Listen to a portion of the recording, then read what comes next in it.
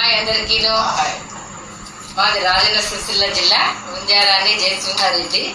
వాళ్ళకు బట్టల కోసమని గాంధీ దగ్గర ఒక మెయిన్ రోడ్డు మీద ఒక బాక్స్ పెట్టాము. మీకు చిన్నగా అయిన బట్టలను కానీ మీకు సరిపోని మీకు ఇంకా మిగిలిన బట్టలు ఉంటే దీనిలో వేయండి అని చెప్పాము. దానికి ప్రతిస్పందన చాలా వచ్చింది. చాలా మంది కూడా బట్టలు వేయడం మొదలుపెట్టారు.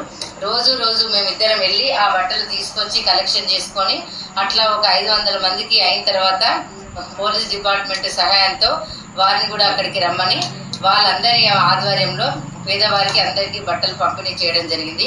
అలాగే బొమ్మలు చిన్నపిల్లలు ఆడుకునే మన ఇళ్లలో బొమ్మలు ఉంటాయి కదా, వాటిని కూడా మళ్ళీ వట్టి ఆ ఇంట్లో పెట్టుకుంటే ఉంటాయి కాబట్టి అవి తీసుకెళ్ళి మళ్ళీ స్లమ్ ఏరియాలో ఉన్న పిల్లలకు కూడా ఆ బొమ్మలు ఇవ్వడం జరిగింది. అలాగే ప్రతి ఒక్కటి కూడా చిన్నపిల్లలకు వాళ్ళకు కూడా 10th వాళ్ళకు ఒక ఎగ్జామ్ 10th క్లాస్ వాళ్ళకు కూడా మేము కౌన్సిలింగ్ చేయడం జరిగింది. టాలెంట్ ఎగ్జామ్స్ కూడా రాయించడం జరిగింది. వారికి ప్రతి పండుగకు మన సాంప్రదాయాలకు అనుకూలంగా ప్రతి పండుగ విశిష్టత వారికి తెలియాలని చెప్పి ప్రతి పండుగ గురించి కూడా వారికి మనం ఎక్స్ప్లెయిన్ చేస్తూ వాటికి చేయడం జరిగింది. అలా మహిళా దినోత్సవంలో కూడా ప్రతి ఒక్కరికి ఆటలు ఆడించడము, వచ్చిన ప్రతి ఒక్కరు కూడా ప్రైజ్ తీసుకునేలా చేయడము, ప్రతి విషయాల్లో కూడా అందరికీ అనుకూలంగా అన్నీ చెప్పడం జరిగింది. ఫ్యామిలీ ప్లానింగ్ ఆపరేషన్లు చేయించాము, సాంప్రదాయ ప్రకారమైన ఆటలు ఆడడం చెప్పాము. అలాగే ఓల్డేజ్ వాళ్ళని తీసుకెళ్ళి అక్కడ మన ముసలి వాళ్ళని తీసుకెళ్ళి ఓల్డేజ్ హోమ్లో చేర్చడం జరిగింది. అనాథ పిల్లలకు కూడా వాళ్ళకి ఆశ్రయం ఇవ్వడం జరిగింది.